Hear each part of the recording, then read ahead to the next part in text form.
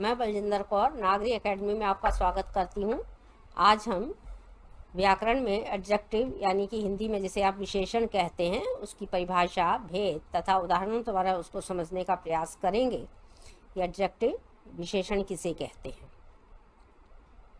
परिभाषा: संज्ञा या सर्वनाम की विशेषता बताने वाले शब्द विशेषण कहलाते हैं। तो संज्ञा आपने पढ़ा है कि नाउन क्या है, प्रोनाउन क्या है, तो इसलिए जो है हिंदी में भी आपको समझना चाहिए कि संज्ञा के बारे में आप पढ़ चुके हैं। सर्वनाम का भी वीडियो उपलब्ध है, तो परिभाषा के माध्यम से जानकारी आपको प्राप्त हो रही है। और उदाहरण देखिए स्क्रीन पर सामने है। जैसे सफ़ेद गाय खेत में घास चर रही है। कुल 25 बच्चे कक्षा में बैठे हैं और मुझे 2 लीटर तेल चाहिए, यह पुस्तक मेरी है। अब यहाँ पर देखिए सफ़ेद रंग जो है, ये सब चीज़ें जो रंग रूप इत्यादि होते हैं वो उसकी विशेषता को बताते हैं। इन वाक्यों में भी आप देख रहे हैं कि रूप, रंग, संख्या, मात्रा आदि की जानकारी प्राप्त हो रही है। यह शब्द कैसे हैं? विशेषण हैं। और विशेष्य क्या है? कोई चीज़ ऐसी होगी ना जिसके बारे में विशेषता बताई जाएगी। जिसकी विशेषता बताई जाती है उसे विशेष्य कहते हैं। सब जैसे कि आपने देखा कि आलसी लड़का सो रहा है, आम मीठा है। आलसी लड़के की जो विशेषता है वह क्या है और आम की क्या विशेषता है, इसको बताया जा रहा है। तो जो मीठा है और उसका आलसीपन जो है दिखाया गया, ये तो आप देखेंगे कि ये उस विशेषण है। और किसकी विशेषता बताई जा रही है? लड़के की और आम की। ये जो है विशेष होंगे। इन दोनों वाक्यों में लड़के और आम की विशेषता बताएगी, अतः यह विशेष है। तो विशेषण के भेद कितने हैं?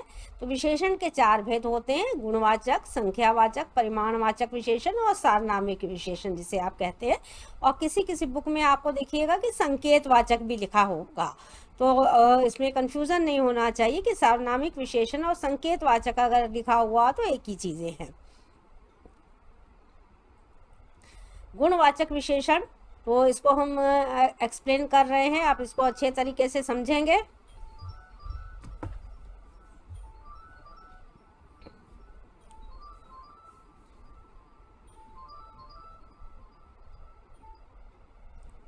गुणवाचक विशेषण में अच्छा, सुंदर, बुरा।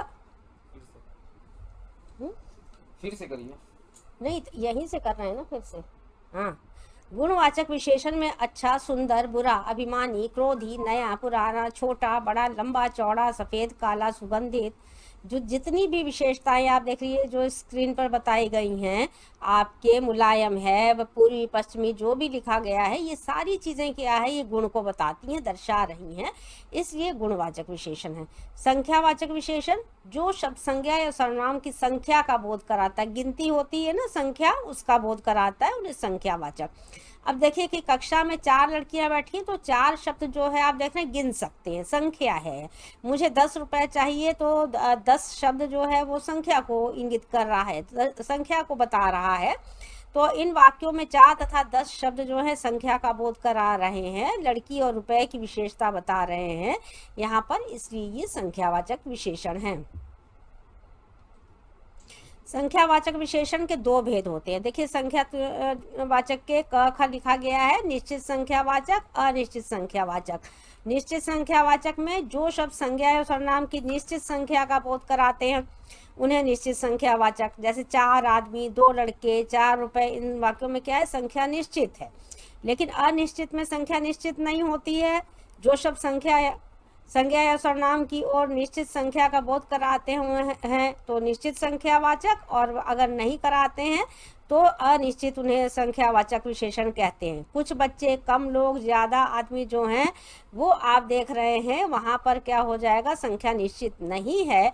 तो जो शब्द संज्ञा सर्वनाम की और निश्चित संख्या का बोध नहीं कराते, नहीं शब्द अगर छूट गया है वहाँ पर, तो उसको आप समझ लेंगे, जिससे कि मैंने बोल करके भी आपको बता दिया है, तो वो अनिश्चित है। ठीक है, तो वहाँ पर संख्या का बोध कराते हैं या संख्या का बोध नहीं कराते, इसलिए अनिश्चित संख्या वाचक शब्द होते हैं। और परिमाण वाचक विशेषण, जो शब्द संज्ञा और सर्वनाम की माप तौल, जिस चीज को आप नाप लेते हैं, तौल लेते हैं। देखिए जब गिनते हैं तो वहां पर संख्यावाचक होगा, और जब हम नापते तौलते हैं तो निश्चित रूप से वहां पर परिमाणवाचक होगा। तो कहीं पर भी कंफ्यूजन नहीं होना चाहिए। और तौल संबंधी विशेषता बताते हैं उन्हें परिमाणवाचक विशेषण कहते हैं। जैसे राम ने 3 लीटर दूध खरीदा, देखिए परिमाण में है, उसकी नाप तौल है। मुझे 4 मीटर कपड़ा चाहिए, नापा गया है। 2 किलो चीनी दे दो, ये माप तौल में आएगा आपके। इन दोनों वाक्यों में वस्तु की मात्रा कैसी है, निश्चित है, तथा परिमाण को क्या कर रही है, स्पष्ट कर रही है, इसीलिए ये कैसे है, परिमाणवाचक विशेषण है। परिमाणवाचक विशेषण के भी देखिए 2 भेद हैं। जिस तरह आपने उसमें उसको समझा है इसके पहले वाले भेद को, उसी तरह से निश्चित परिमाणवाचक, अनिश्चित।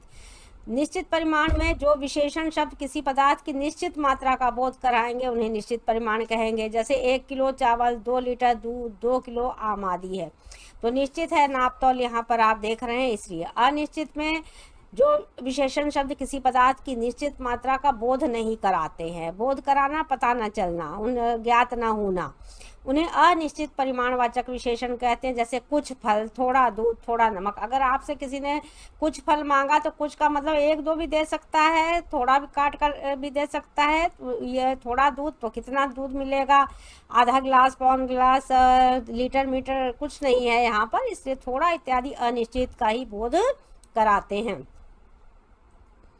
अब देखिए सार्वनामिक या संकेतवाचक आपकी स्क्रीन पर लिखा हुआ, इसलिए पहले भी स्पष्ट कर दिया गया है। जिन सर्वनाम शब्दों का प्रयोग संज्ञा के साथ उसके विशेषण के रूप में किया जाता है उन्हें सार्वनामिक विशेषण कहते हैं।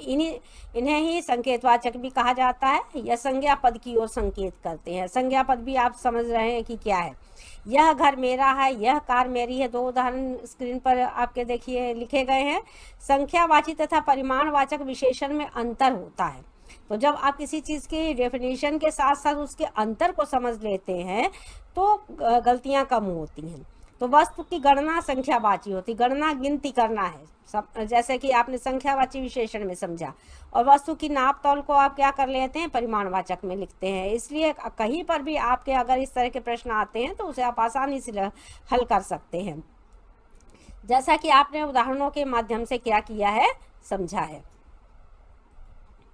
सर्वनाम और सार्वनामिक विशेषण में भी अंतर होता है। जो सर्वनाम शब्द संज्ञा के स्थान पर प्रयोग किए जाते हैं वे सर्वनाम कहलाते हैं, परंतु जो सर्वनाम संज्ञा के साथ प्रयुक्त होकर यानी प्रयोग होकर उसकी विशेषता बताते हैं तो यह सर्वनाम ना होकर के सार्वनामिक विशेषण बन जाते हैं। सर्वनाम का प्रयोग देखिए, नीचे एक उदाहरण दिया गया आपके कि वे खाना बना रही है, संकेत किया गया उसकी तरफ। सार्वनामिक विशेषण का प्रयोग किया, वे औरतें खाना बना रही हैं, तो यहाँ पर आप देख रहे हैं कि संज्ञा का प्रयोग भी साथ में किया गया है। इसलिए यहाँ पर दोनों ही उदाहरणों के माध्यम से क्या हो रहा है, यहाँ पर स्पष्ट हो रहा है।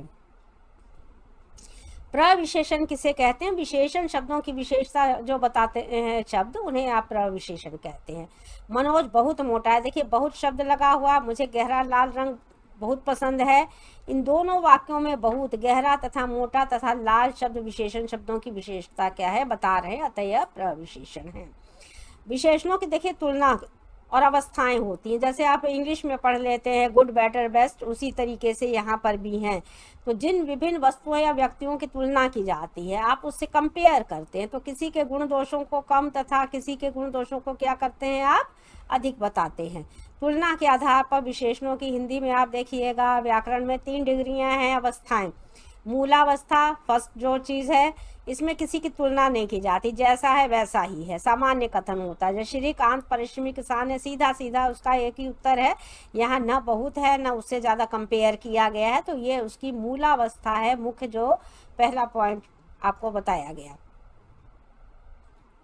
और उत्तरावस्था सेकंड डिग्री वाला जिसे आप कह देते हैं, इसमें 2 वस्तुओं 2 व्यक्तियों की तुलना की जाती, दोनों को कंपेयर कर लिया जाता है तथा एक दूसरे के गुण दोषों को न्यून अधिक बताया जाता है कि कौन किससे ज़्यादा है, कौन किससे कम है। अब देखिए जैसे कि उदाहरण दिया है, सीता गीता से लंबी है, यानी कंपेयर किया गया है, 2 लोगों के बीच में किया गया है, तुलना की गई है, इसलिए आप यहाँ पर उत्तरावस्था। और उत्तमावस्था में एक वस्तु या व्यक्ति के गुण दोषों को सबसे बढ़कर या घटा करके बताया जाता है, तो सीता कक्षा में सबसे बड़ी लड़की है, तो हिंदी में इसमें इसीलिए उत्तरावस्था उत्तमावस्था को सूचित करने के लिए क्या लगा देते हैं, तर और तम प्रत्ययों के भी प्रयोग किए जाते हैं। इसीलिए इनकी पहचान में देखिए मूलावस्था में अधिक का प्रयोग कर लेते हैं, उत्तरावस्था में अधिकतर का कर लेते हैं, उत्तमावस्था में अधिकतम का प्रयोग किया जाता है। तो इस प्रकार से आप देखेंगे विशेषण की परिभाषा, भेद और उसके उदाहरणों के माध्यम से आपने काफ़ी कुछ समझने का प्रयास किया। चैनल को सब्सक्राइब करें, वीडियो को लाइक करें, शेयर करें तथा कमेंट लिखते रहा करें। धन्यवाद।